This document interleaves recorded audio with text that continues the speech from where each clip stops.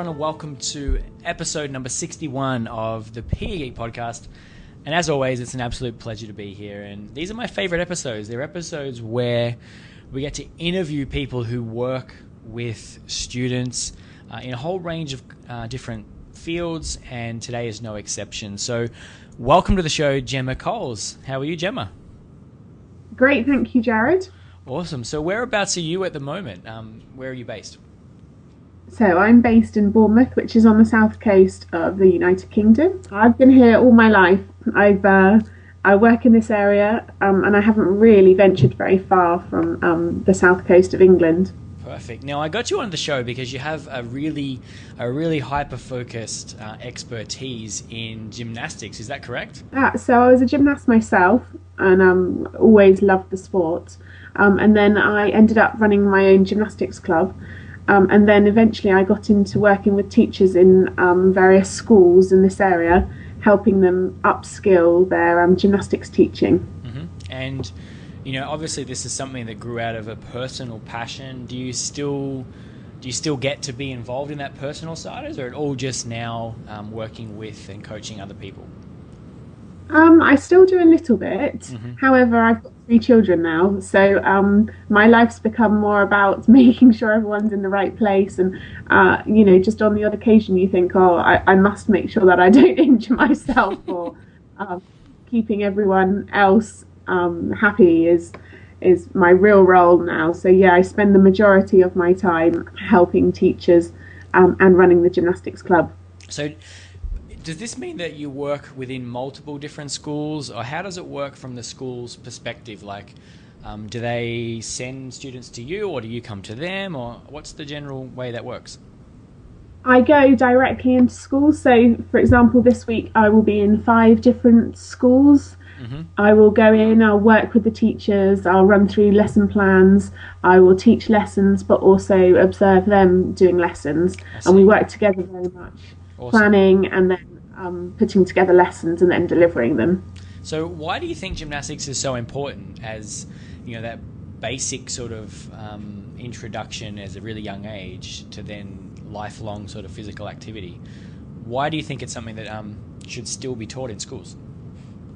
I just think it's fundamental. So gymnastics covers all sorts of things. So you've got balance, you've got agility, you've got all core shapes, so everything that you do. So we do hand apparatus, so you've got all the different balls and ribbons, and I just think it's absolutely fundamental. And if it's so transferable, so if they've got good gymnastics ability, then they can transfer that into different sports.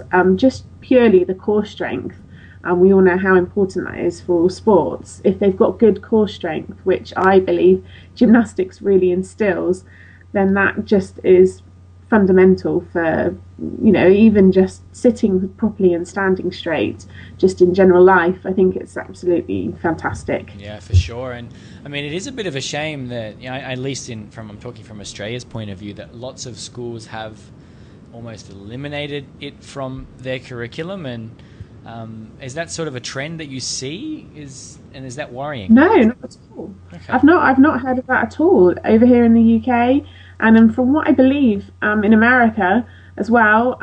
Then there's lots of gymnastics happening within the curriculum. It's really good. So I mean, I know when I said the word eliminating, I probably mean more so that it's probably not as done as readily as it once was in Australia, and I guess there's more of a shift towards not just a generalist PE teacher teaching it, but someone who's more expertly, like yourself, taking it. Okay.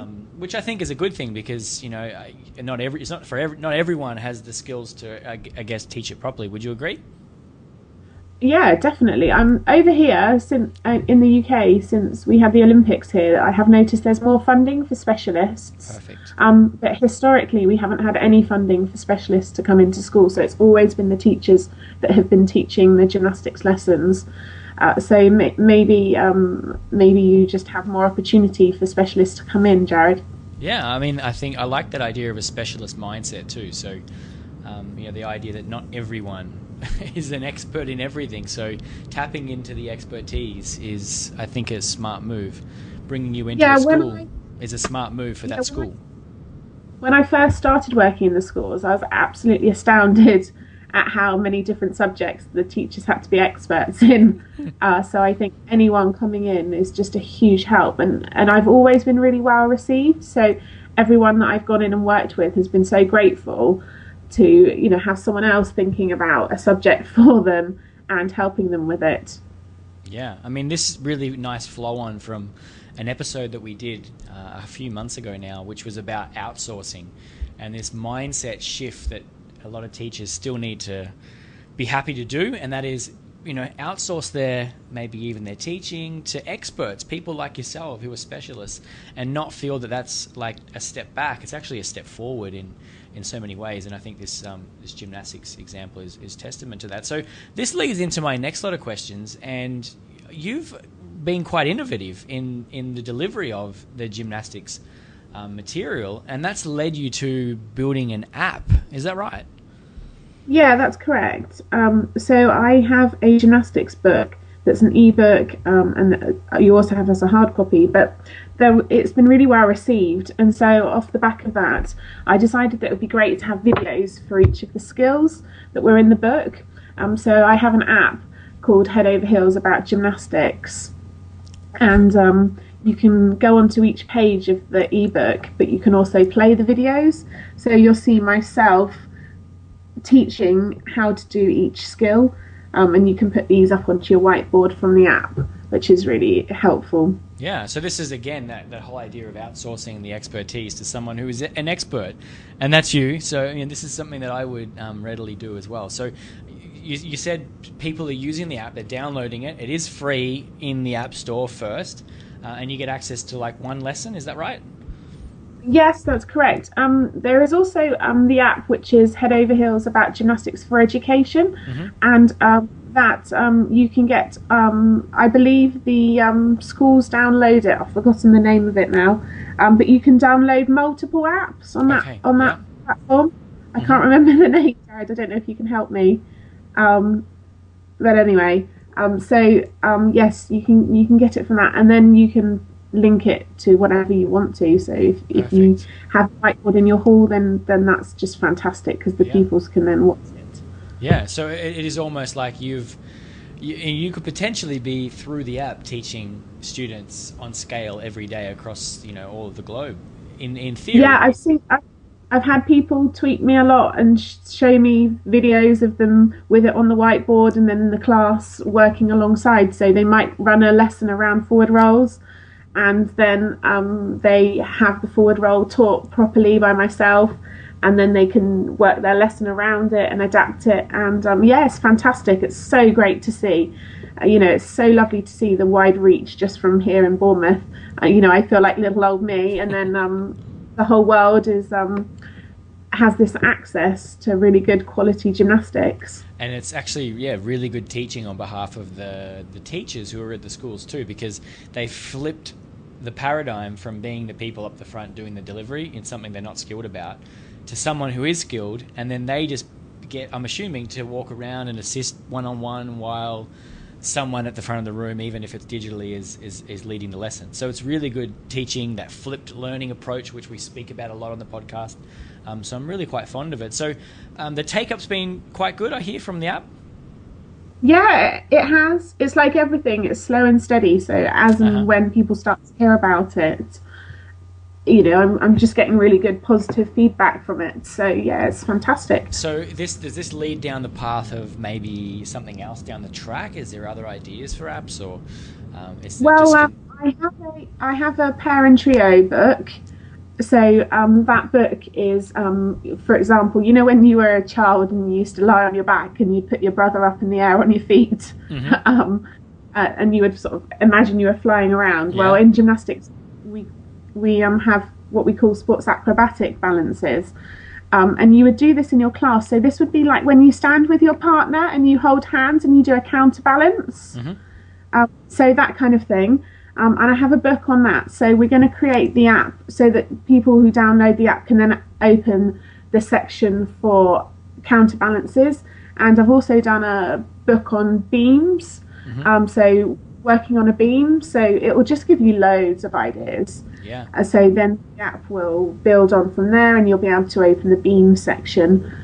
So then again, your pupils can have more and more and more ideas. And it becomes this resource that lives and grows with, new things that you add to it, etc., as opposed to some of the static resources that we get, which are then and there in time. This will grow, which I guess is a positive. Yes. Awesome. So yes. What so you've mentioned? Sorry, you go. Well, we're hoping that the beam section will be on by the end of the year, and then the sports acro section in the middle of next year. Perfect. So you've mentioned a couple of tools that classes can benefit from in their practice. So they may have a screen of some sort to deliver some content. Is there any other sort of tools or technological tools that you tend to use? Well, I've noticed two ways that they use the app. So one is they put it on the iPad, but on the screen at the front of the hall. But yeah, other schools I've seen that they have access to a lot of iPads. So they'll work in pairs, and then they'll watch the skill, and then one person will have a go, and the other one will observe and give feedback and maybe help them a bit. But they'll use their own little iPads, and then the other person will have a go, and then they'll watch it. It's fascinating. It's amazing. It's so different to how I remember school being. Yeah, the opportunities are quite immense. So, as you've mentioned, you can have success whether you've got one device right through, and if you've got kids that have access to more than one device, then it becomes a little bit more self-directed, because each kid could be doing something a little bit different, or progressed a little bit further, or doing an activity different to their peers that are around them. But each of them have sort of an instructor in their pocket, so to speak, through the app. So it's tremendously powerful in its potential. So what about video? Does video play, or recording students, etc.? Does that play a role in, or is it an increased role that you see these days in teaching of gymnastics? Being completely honest, it's not something I see in every school. I'd love to see more of it. Mm-hmm. So I try and encourage it. So yeah, once they've got the tablets, once they've got one between a pair, then they can start to video each other and watch it through. And when they do, it's brilliant. I think it's going to be the future. So I think that will be the main thing that happens in the future. I think they'll video each other, and then they'll assess themselves as well as peer assessment.